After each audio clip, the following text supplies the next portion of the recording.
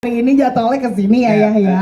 Oke, Ayah sebelum kita spill dulu nih si Dilan ITB 1997, terus Dilan Amsterdam, mungkin boleh diceritain dulu dong latar belakangnya kenapa akhirnya menulis kembali novel Dilan. Ini mungkin saatnya saya ngasih tahu ya, kenapa Dilan terus gitu kan ya. Sebetulnya saya kan nulis yang lain juga. Gitu.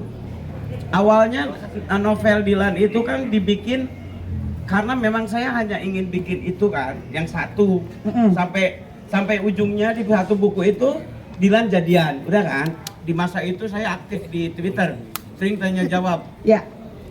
Setelah orang baca Dilan satu dengan ujungnya jadian, mereka tuh ngomong, terusin dong Tanggung. Terusin, gitu. Karena banyak yang minta, terusin dong, terusin. Ya saya terusin, buku kedua. Dilan 91 ujungnya putus, marah-marah. Kok putus? Gitu. Lah orang penulisnya mau putus gimana? Dilan tidak bertanggung jawab gitu. Pokoknya Dilan, gitu-gitulah, banyak komentar buruk lah untuk Dilan itu. Saya merasa gak enak ya sama Dilan ya. Akhirnya saya bikin buku ketiga. Buku ketiga, jawaban dari Dilan. Untuk menjawab bahwa mengapa akhirnya seperti itu. Udah kan? Oke, mungkin orang udah reda tuh. Dan mengerti. Sebetulnya banyak juga yang belum mengerti. Terus setelah itu Dilan sama siapa? Ya saya tulis lagi Anjika. Untuk menjawab mereka sebetulnya. Anjika. Udah di sela-sela itu saya bikin novel lain ya. Novel Helen dan Sukanto, novel lain. Saya sebetulnya udahlah Dilan mah gitu. Ternyata masih juga. Saya gamon tuh apa ya? Pokoknya ada kalimat-kalimat gitulah. Ayah saya gamon. Gagal move on maksudnya. Aduh, saya juga milenial punten. Gitu. Duh, aku harus gimana ya? Mungkin terlalu baik ya, sayangnya terlalu baik. Ngapain? Karena namanya PD baik, makanya baik. Ngapain juga ngikutin kemauan mereka kan ya? Sebetulnya bukan kemauan mereka, kemauan kawan sekawan saya di medsos. Artinya hanya lingkup saya kan gitu.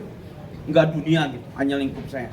Akhirnya saya ngasih tahu, nih Dilan selanjutnya kuliah di ITB. Gitu. Lahirlah buku ini. Oh, Dilan pinter ya masuk ITB dia ya. Dilan sebelum ini ada yang nanya, Dilan tuh waktu kecilnya gimana sih? Gitu. Ya saya lahirlah Dilan 83. Sebetulnya terima kasih sama orang-orang yang sudah nanya. Jadinya saya produktif nulis terus gara-gara orang yang nanya itu. Habis itu kan orang kembali tuh. Dilan setelah nikah gimana sih kehidupannya? Oh, kamu harus tahu. Dilan masuk ITB. Nah, ini lahirlah bukunya. Nah, sebelum mereka nanya, setelah ke ITB dari mana? Saya udah jawab langsung. Jadi buku ini terbit 2 sekaligus supaya nggak perlu ada tanya, tapi udah ada jawabannya gitu loh. Okay. Nah, namanya Dilan Amsterdam. Jadi Dilan itu nanti ke Amsterdam. Jadi company dia, nggak ya? Enggak, mau ngambil rempah-rempah yang dulu diambil VOC. Nah, jadi akhirnya sebelum ada pertanyaan, saya langsung jawab. Terbitin 2 karena saya fokus mau nulis novel lain gitu loh. Oke. Ini saya selesaikan dulu aja lah gitu. Pasti ada yang nanya lagi. Setelah dari Amsterdam kemana? Jangan-jangan sampai nanti Dilan di alam barzah gitu loh saya. Nanti di Sirotol Mustaqim. Ya gimana nanti aja lah kan, kita nggak tahu, hanya Allah yang tahu kelak ke depan seperti apa. Ya saya nulis aja bahwa ada orang yang suka, ada orang yang tidak. Masa saya mempertimbangkan hal-hal seperti itu? Toh tanpa nulis pun orang ada yang suka dan enggak ke saya kan? Ya udahlah, persetanlah dengan semua itu gitu. Jadi akhirnya ya saya nulis udah. 2 ini. Gitu. Oke, nah kalau misalnya nulis novel kan pasti nungguin terbitnya nih, Ayah nih. Kapan terbitnya? Langsung 2 atau kayak satu-satu nih terbitnya? Saya bukan penerbit, jadi nggak pernah mikirin kapan terbitnya ya. Tungguin nanti saya ya. mah hanya ngasih ke penerbit. Tapi kira-kira kapan gitu biar ada ancang-ancang di sini pada nabung? Mungkin November ini. Mungkin November ini ini. terbit. Oke, wah bulan November kita tidak sabar untuk menunggu. Jadi sebetulnya ada satu lagi, cuma saya spoiler. Saya kan tukang spoiler ya. Supaya orang-orang, saya selalu bilang, Dilan tuh buku jelek. Aku gitu. Makanya saya jual gitu. Pakai orang penasaran. Nah, biar kalau kita... bagus mah nggak akan saya jual. Tapi ayah, nih belum selesai. Oh, belum selesai. Mohon Setelah maaf. di Amsterdam ini, Dilan di Rusia. Oh, di Rusia. Dilan di Rusia. Sebetulnya sebelum ini karena Dilan itu kan pernah ke Kuba. Iya. Pernah ke Kuba. Ada sebuah perjalanan Dilan di mana masa itu banyak sekali anak muda yang penuh gejolak, ya kan, tentang agama, tentang paham ideologi. Wah, itu terjadi di buku ini. Oke. Di buku ini terjadi.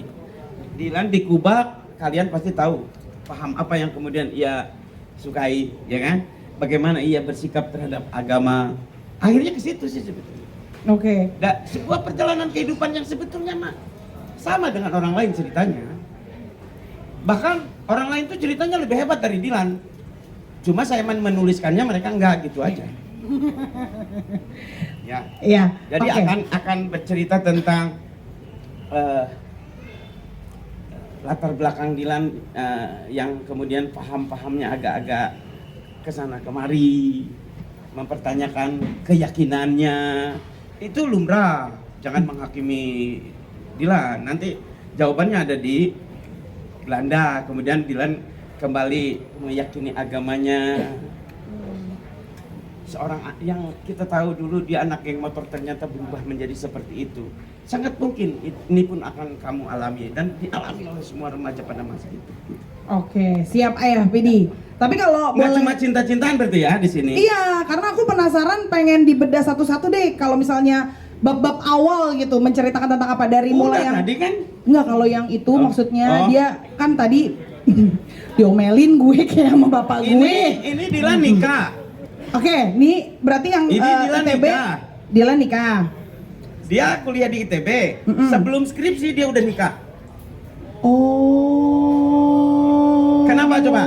Lebih baik menikah seolah-olah sudah pacaran daripada pacaran seolah-olah sudah menikah. Karena tadi lebih tahu agama. Bes. Bukan Oke. belum tahu di sini belum tahu. Oh, belum tahu ini mah.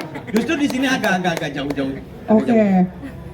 Tapi jangan menghakimi dulu ya. Jangan merasa paling suci lah. Terus saya takutnya ngomong di sini di Jakarta.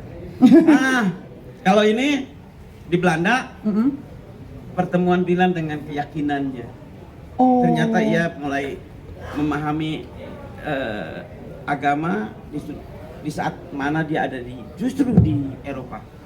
Bukan justru ketika dia di Indonesia dia banyak pertanyaan.